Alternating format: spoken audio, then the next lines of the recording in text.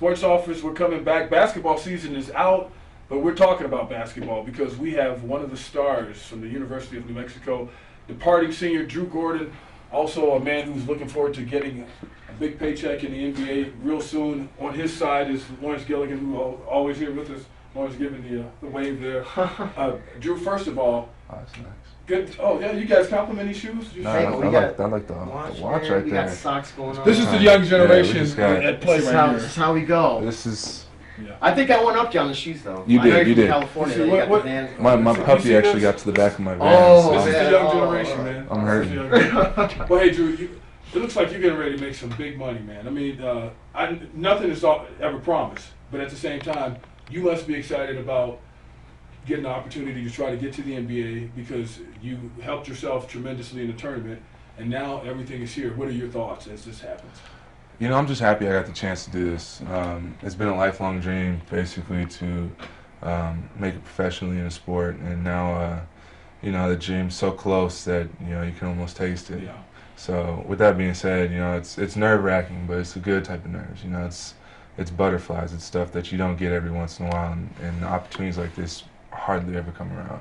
And the practices and all the working out, now that's getting ready to get intensified because this is serious. I mean, it was always serious, but you know what I mean as far as Yeah. there's a lot of money on the line. You're going from being a college student athlete to basically a commodity. These guys Yeah. put money on the table, Yeah. and it's like you're half person and half something else, you know? Yeah, I mean, I hate to say it, but it's different when you're working out for a paycheck instead of Yeah. being able to sit on a scholarship. Some days you're able to kick back and relax and just not work to your full potential during practice and stuff like that, knowing that you're gonna have another practice and hopefully your scholarship's gonna get renewed and keep going. You don't really see the light at the end of the tunnel, but now that I'm out on the smelling the fresh air and getting ready to make a living, it definitely adds a little fire.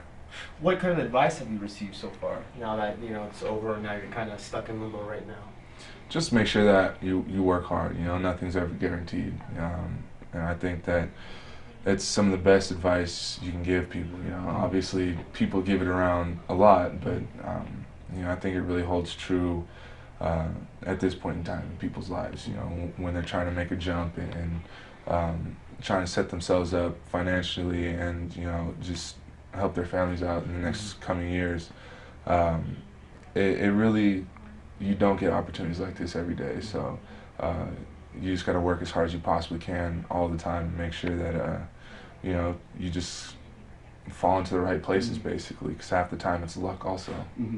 Going back to California to train, I guess. Are you going to be in SoCal? Or are you going to be up north in San Jose, or what's your plans? I'll be in Santa Barbara training. Okay. I'm leaving this weekend to go back to the great state of California, which Golden State of Mind. I'm a little biased about because I'm from there. But, Yeah. getting to go back to Santa Barbara, and unfortunately, it's not time for leisure and hanging out and going to the beach. It's going to be multiple workouts a day and a strict regimen for eating and sleeping and all that type of stuff. So, I'm excited. Did you see Go ahead, man. Did you see yourself in this position? I mean, like the way it's like you took a situation that wasn't the best when everything didn't work out at UCLA, and you came here, and did it exceed your expectations? And what was the best thing that came out of this whole thing? Man, I would say I wasn't in the best spot at UCLA. I think that was pretty well announced with my leaving and all the negative press and stuff like that came along with it.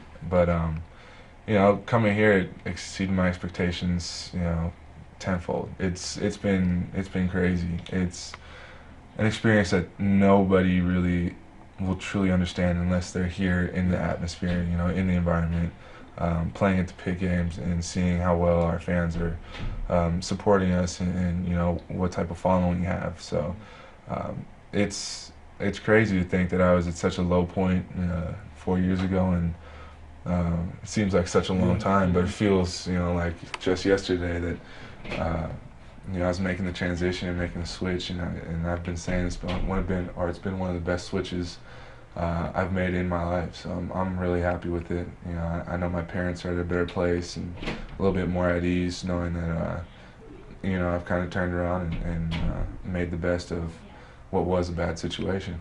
Well, you gotta give yourself some credit for that. And then, you know, like, of course, people bring that stuff up. You know, like the one SI guy tried to bring it up this past during the basketball season. Man, when you see stuff like that, do you just like go like, well, hey, you know what? That's over. I'm going from here. Or how do you handle stuff like that? Well, it's funny when the SI article came out, and I can kind of speak on this now.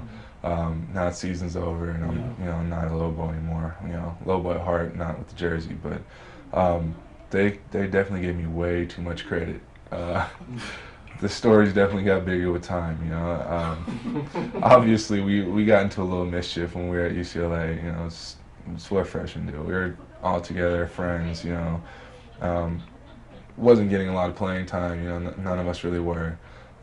So you know, we had some fun. You know, it was not anything that was really portrayed in the article. So when that article came out, we all kind of called each other and asked if we even, you know, remembered what happened. It was just like, what? Like what? Like, I don't remember this even like where are they getting this stuff from? But you know, when stuff comes out like that, you just got to take it in stride, and it's not. You can't think of it as too serious and get down on yourself, because obviously, you know. You do that and you lose focus of the bigger goal, which is something that unfortunately a lot of kids run into is they'll get down on themselves once they see some negative press or something like that come out. It's tough to kind of shake it off and keep going, especially during the middle of the season when you know, such a crucial point's coming up where you're playing in the Mountain West Conference tournament and then going to the tournament. You know, I don't feel like they're prepared enough to handle the situation and be able to respond positively to the situation. So that's that. And I mean, it's been fun. You know, watching all that negative press come out just kind of was a storm of it for about a week. Yeah. Perfect timing though too. At the tournament, they always seem to kind of have those articles come out right at the right time, right? Like cool. It's amazing. You know, kid about to try to make a living for himself, and his senior year about to finish up, and then get hit with an article 3 years later. But to say the least, you know, it was an interesting read, most definitely. How's your health? You know, I mean, I think going through everyone's minds. I think we all gasped a little bit during the tournament when Hardiman kind of fell into you, and you were down, and everyone's like, oh man, you know, like, because nobody wants to see someone injured, no matter on what team, but Drew Gordon, man, either, you know? Yeah, I think a lot of people flash back to the Darius Gary incident. You know, that's exactly exactly what I was thinking. That's what I went to as soon as I went down. You know, before the pain kind of set in, I was like, oh crap, like this is we're jinxed. This is not gonna end well. But you know, fortunately, it was just a hyperextension. The doctor said I was able to move my hips back quick enough to where my knee didn't do anything too ridiculous. If you look at the replay, it's obviously, you know, makes your stomach turn a little bit. I know it made mine hurt, but my health's good. You know, I took 2 weeks off and kind of healed up. Went to the training room, and got rehab and stuff like that. It was. Nice little break from basketball, so you know, everything's feeling good. What do you take away from your past couple of years with Coach Alford and the Pit? You know, and just I guess he seems like the kind of guy you just I think would want to just gravitate to and pick his brain about every instant of the game. Yeah, that's a interesting man in the best way possible. You know, knows a lot about the game. Has been there. He's done that, and you know, he has stories to tell. So. Anybody that's fortunate enough to play for him, you know, definitely needs to sit down with him and take time to get to know him, ask questions about the game, and you know, really get to know what basketball is on you know, a professional level and on a level that's not really I guess accomplished by most people. You know, Coach Alford's been able to play with some of the greatest players all time, and you know, being able to translate that over to coaching is something that you know, has been huge for him. Obviously, you know, he's taken this program and just been making it better by leaps and bounds. So it's something. It's interesting. The coaching staff's an amazing coaching staff that if anybody gets the time to sit down and talk to them, I really encourage it. That sounds like something that you should tell Aaron Gordon, your brother.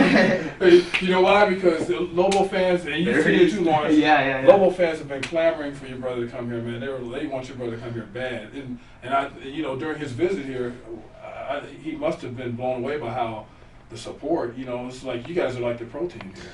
Yeah, he loved it here. I don't really like to admit that to Lobo fans because they put more heat on him. They put a little bit more heat on him, but yeah, he had a great time here. I was able to take him out and kind of introduce him to our friends and take him around campus, kind of get him introduced to the campus life and things like that. Got a standing ovation at the game on my senior night, so. He still kind of gives me a whole bunch of crap for that. He got a bigger applaud than I did, but you're on your way out. And I'm old news now. I'm old news. Nobody wants that. But yeah, people have been hounding me about it, and it's nice to know that your siblings are wanted. Yeah. It's always special to know that your family is doing things that most other families can't do. Yeah, no, you're right about that. And I don't take away from any other families that are obviously doing good things for for themselves. But I have a sister who's at Harvard playing basketball. I have a brother who's top 5, if not the best high school basketball player in the nation, and I'm just finishing up a great career and also going hopefully pro. So having that having. I'd say my parents were pretty successful in the upbringing of us. So you gotta take credit for your brother's game, all right? Come on, let's do it now. Well, I've been telling people throughout the years that he's been playing against my dad, who played San Diego State, played NFL football, played for the Patriots for a brief period of time, played against me, who's D1 athlete, soon to be pro. And played against his sister, who's also a D1 athlete, his whole life. So So what is it? What else? Can you take somebody like Lawrence and make him a D1 player? Like no. If Come on, I have to put you on the spot. I always pick on I'm Lawrence. only 5'11". Come on, now. Different games here. if my family got a hold of you and we were able to beat up on you for as many years as we beat up on my brother. All right. That's right. You guys have. These guys have. We got some history together. I was just gonna say, I have one source. That is that Archbishop Mitty. I'm not going to reveal her name or anything. She's a junior, but I know she. It's funny because he went to high school with my other cousin Andrew, and Alex was in there somewhere in the mix, and he goes to CU now. So yeah, how's he doing, by the way? Andrew's doing well. He actually lives in San Francisco now. And Alex, they all play baseball and softball, but. And Alex is a sophomore at Colorado, man. It's just time flies by. Right. So he's got the potential, Drew. Take Lawrence and make I'm too old, man. I'm too old. Man, he could do the D League right now. Throw him in our family. It's probably one of the most competitive families you'll find. So you'll definitely be fighting for whatever you get. Well, hey man, thanks a lot for your time. Hey, really appreciate it. Lawrence has more. No, man. It's always good to see you, man. It's always a good time, man. Really appreciate you coming on. I hope the best for you. When do you know when you're supposed to? Any kind of dates, the upcoming events for you as far as the NBA is concerned? Man, my life is pretty much in limbo right now. I don't know what's going on besides the fact that training. I know next month I'll be hopefully trying out for NBA teams and stuff like that. When that happens, it's not a set thing. It's just kind of you go when called. So. It's going to be a hectic month next month, and I can't wait for it. It's something that I've been waiting for a long time, and now it's almost here. I'm chomping at the bits to get it started and get it going.